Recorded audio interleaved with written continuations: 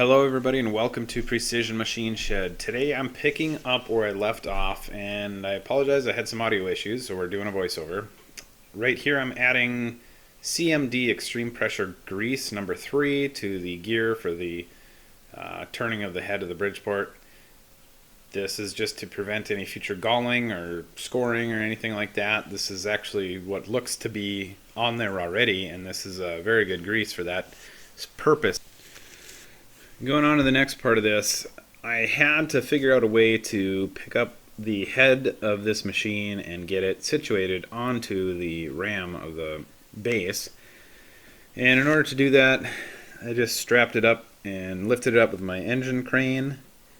And of course, the tricky part here is getting it lifted without, dragging the spindle nose across the ground. So once I got it up to a certain height, I was able to slip a board under there, and that kind of slid with it. And I was able to lift this whole thing up and get it positioned pretty close to where I needed it to be.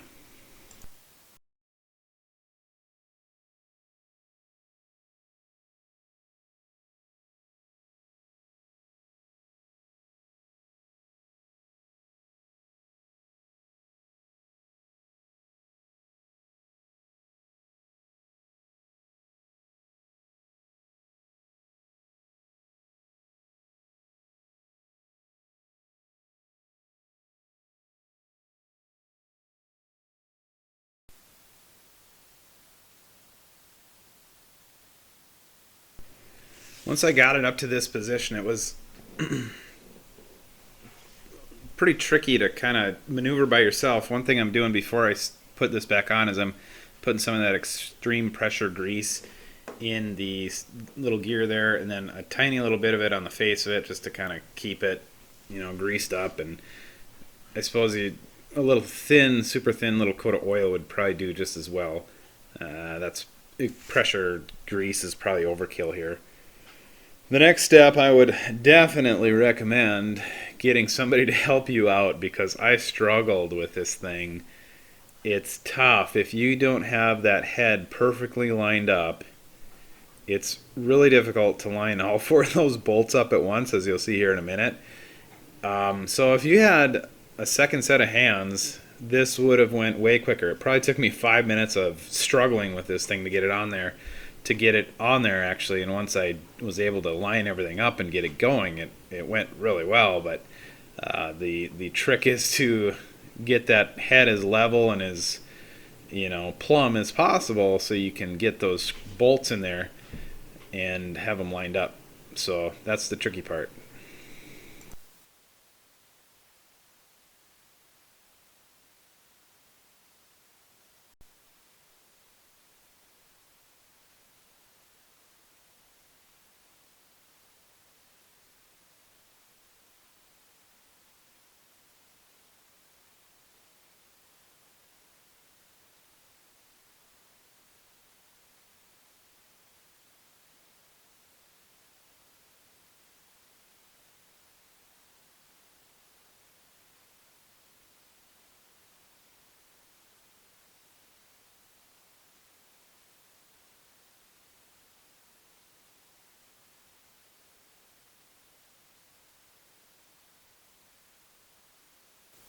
And here we go. Finally, after a few choice words said amongst myself, I was able to get this thing lined up and back on there. And once you get it pretty much lined up, it just pops right on, and not a big deal. Throw the bolts on there, the nuts, and you're good to go, and that thing ain't going anywhere. So it was a struggle, but I was able to do it by myself. I did it.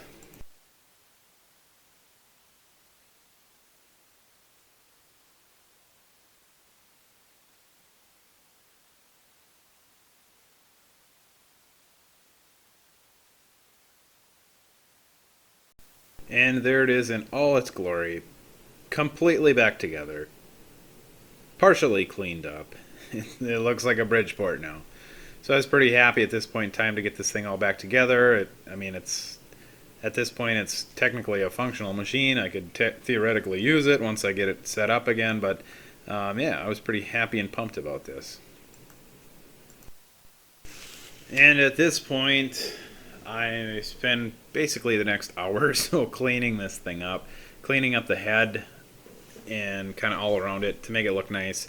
It had a ton of these old oil stains on it, I suppose from years and years of dripping, and these old machines, they just get oil stains on them like that.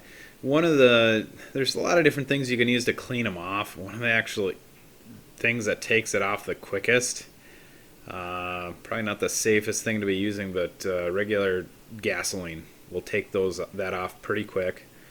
There's other chemicals out there that do it, but some of the chemicals can take the paint off as well.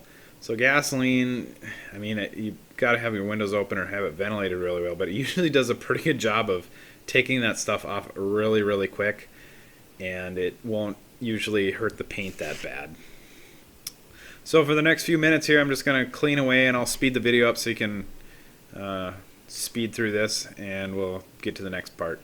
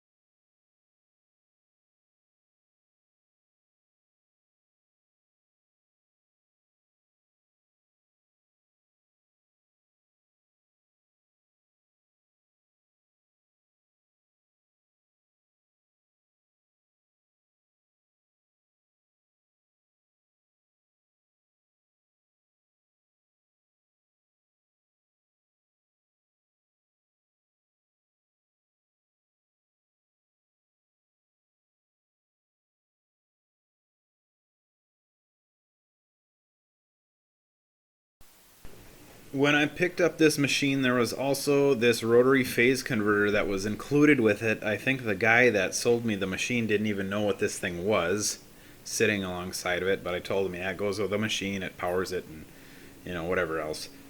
This is, it says on the top with a little old school plastic label maker, 2 horsepower, and then a model number, I'm assuming. I don't know if somebody made this themselves or if this is a professionally built phase converter, but I'm assuming, being that it says 2 horse on there, it should run my 1.5 horsepower mill, and also that the older motor, which is probably 20 or 30 years older, laying off to the left there, that's a 3-phase motor as well, and that is a 3-horse motor.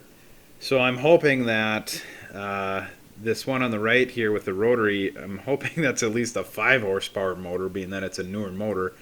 They get smaller as they get, the newer you get with them, but it should, even if it was a 3 horsepower motor, that would be enough to power the head on my machine. So I'm going to get this thing moved over there, cleaned up, and we'll get her hooked up.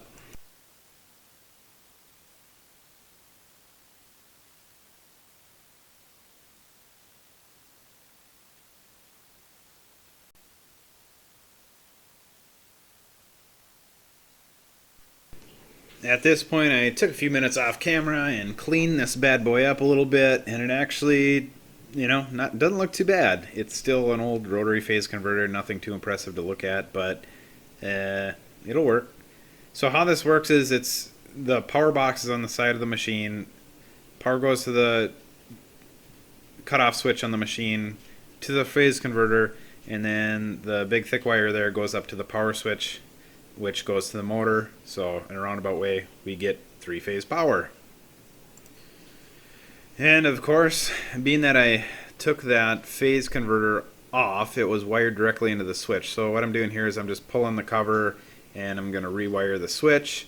And I originally start out wiring it incorrectly, and then, like I always do, every time I take wiring apart on a machine when I buy it or take it apart for one reason or another, I always take a picture of it with my phone, because it's so easy to take a photo of these things before you take them apart, and a lot of the time it can be a huge lifesaver when you go to put them back together. So after, starting to put this together, I was thinking, well, this doesn't look quite right. So I got out my phone, I remembered I took a picture, and I looked at it, and yeah, of course I was putting them on the wrong terminals, and I corrected it and got it working. So here's just me wiring the thing up.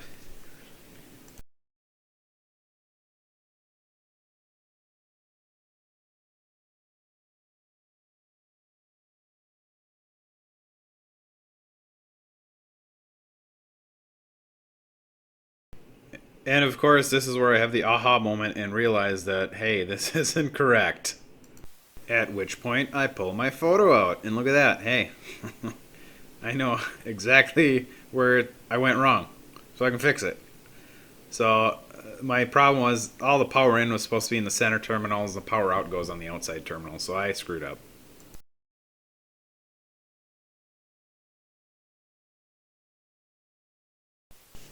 Well, here we are the next day. I was so excited to get this thing running, and my next project here was going to be the power feed on the table. This is an original Bridgeport unit, and what I'm pointing out here is that it has Mobile Lube 46, I believe, SAE 90, which is a correct tag. I guess they did have an SAE 140, which was incorrect. And when I moved this thing, of course, I dumped all the oil out when I had the knee laid down. All the oil drained out.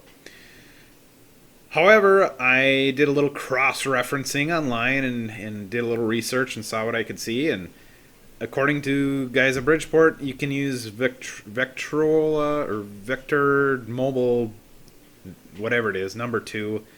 ISO 68. It's like whey oil. A lot of guys use them. South Bend whey oil would be the same thing.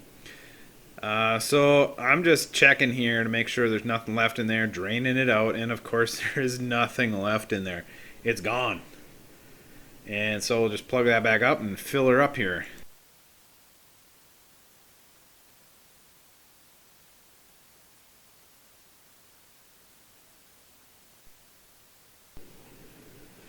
Here we are, found the smallest funnel I have that actually fit into that.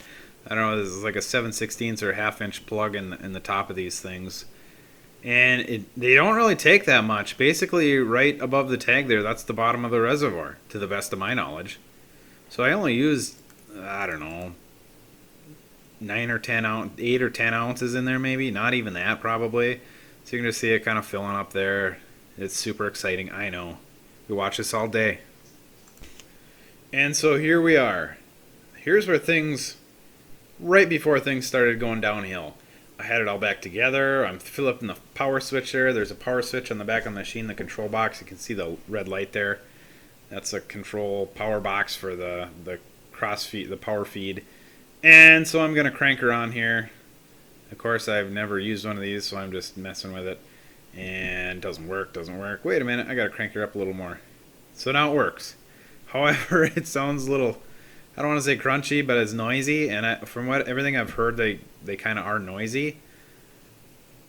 So, I mean, it's working, but I ran into some other issues here. The control on there is not very good, so I was just kind of rolling through there and see if there's any corrosion buildup on there. You can sometimes turn them rheostats around and kind of get some of the corrosion off of them so they work better, kind of like an old radio, people that had an actual knob radio.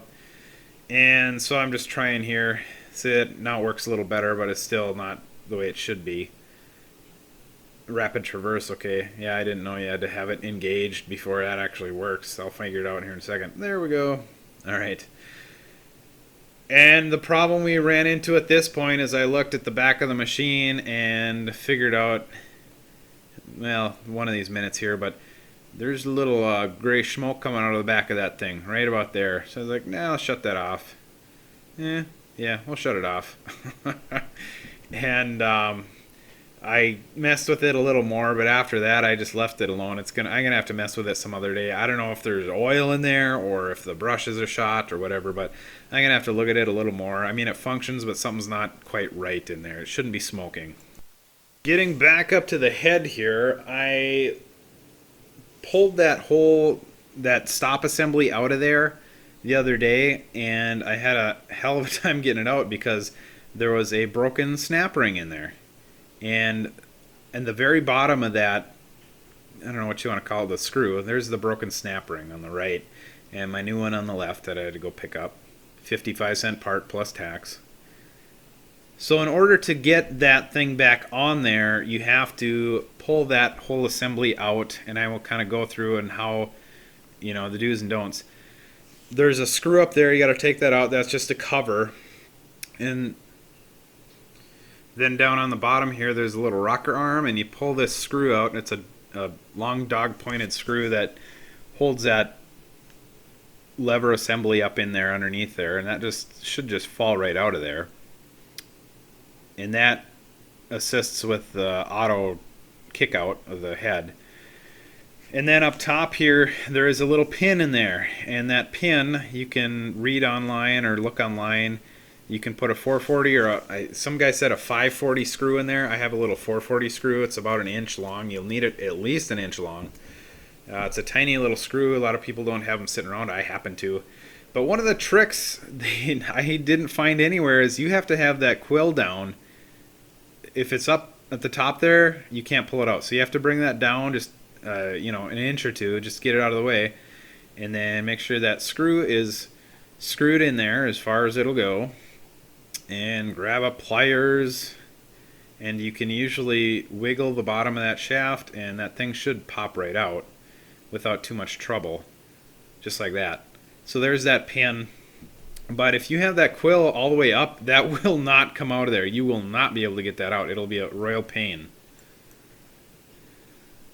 And then that assembly just slides down, and you screw the stops off, and you can take that threaded rod out of there.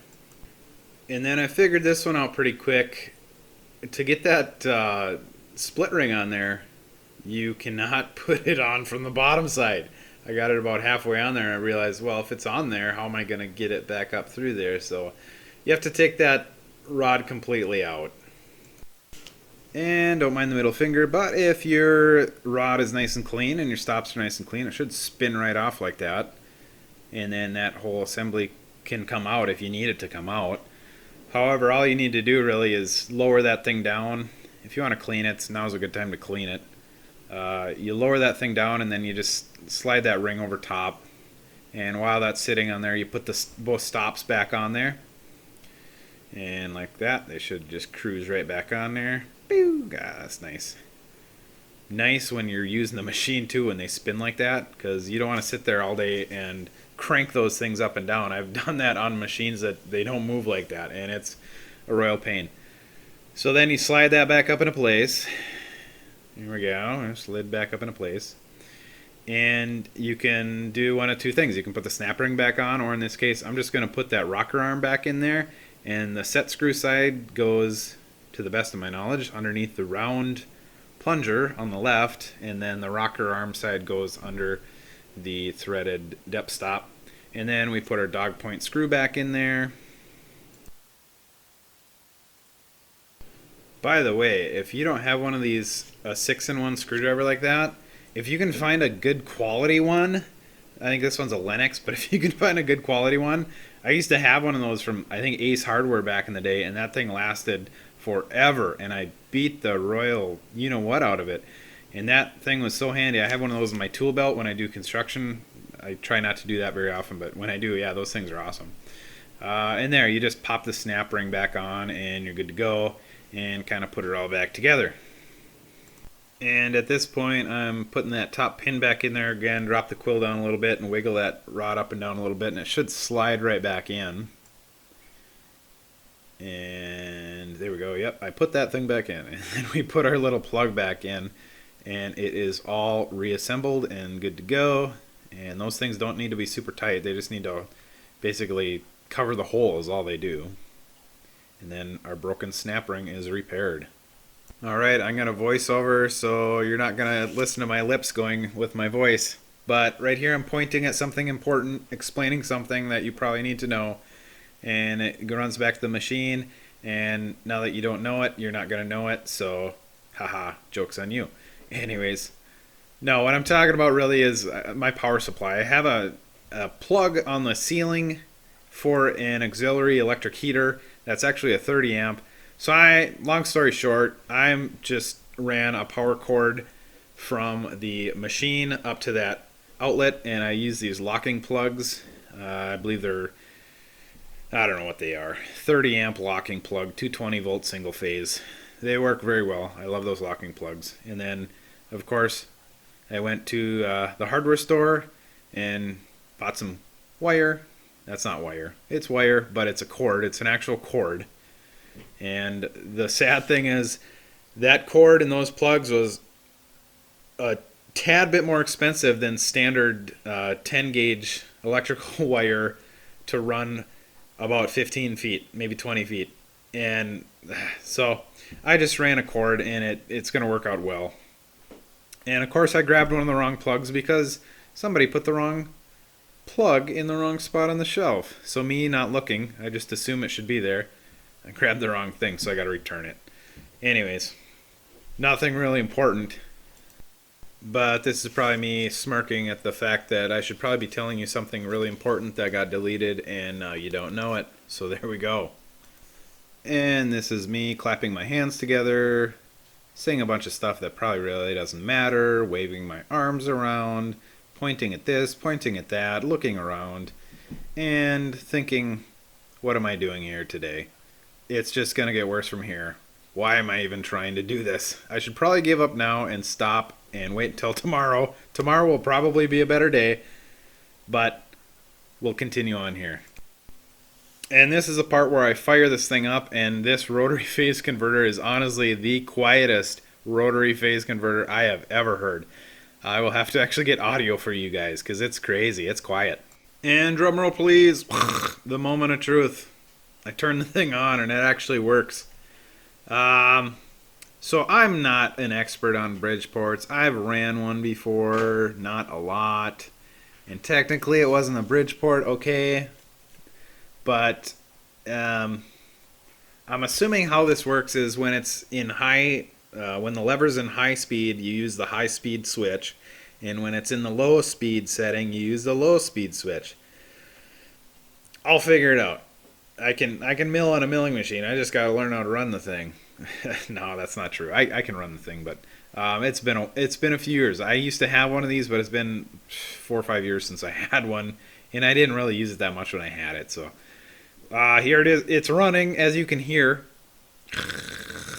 There's a tiny. It doesn't sound too bad, but there's a little knocking noise. I don't want to say knocking, but like certain speeds, it's almost like a knock. So I don't know if it's a bearing. I'll have to get an actual audio for you guys and see some of you guys that know a lot about these, if it's an actual bad bearing or if it's something else, or if I have a mouse rattling around in there, or somebody threw a bolt up in there for the hell of it, but we'll figure it out.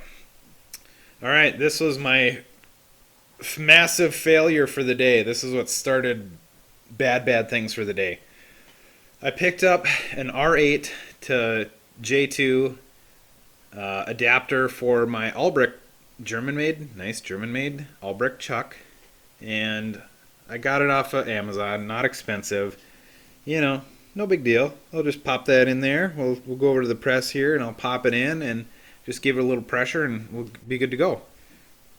Well, after that happened, we got her back together, and we decided let's put it up in there and test her out. Thinking that it's an R8. It should be threaded for a Bridgeport, right? You'd think. I don't know who uses something that's not threaded for a Bridgeport. And Bridgeports are 7/16 20 thread, I believe, from everything I've read and checking with my thread pitch gauges. However, at this point in time, I'm having issues getting that guy threaded. So this is the downfall of everything.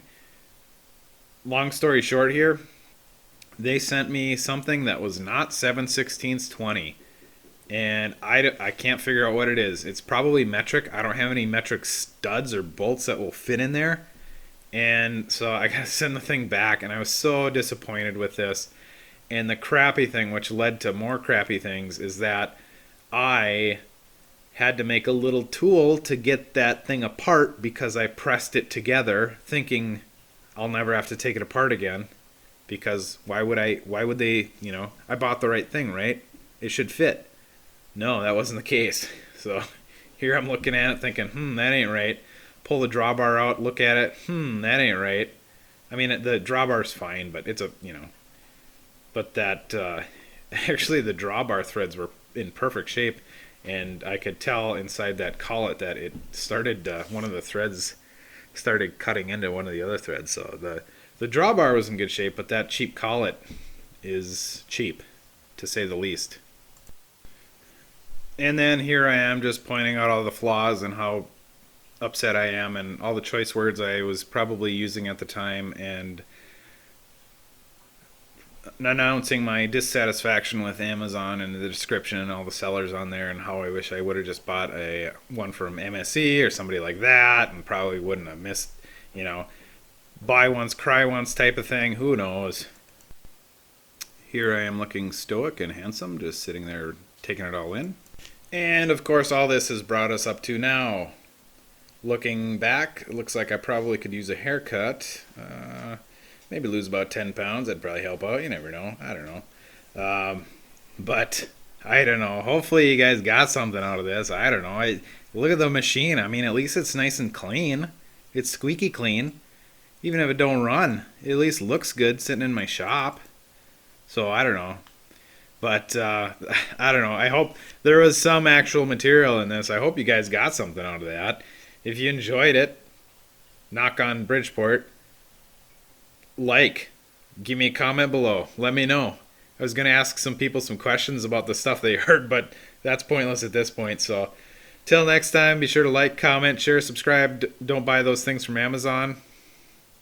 See you later.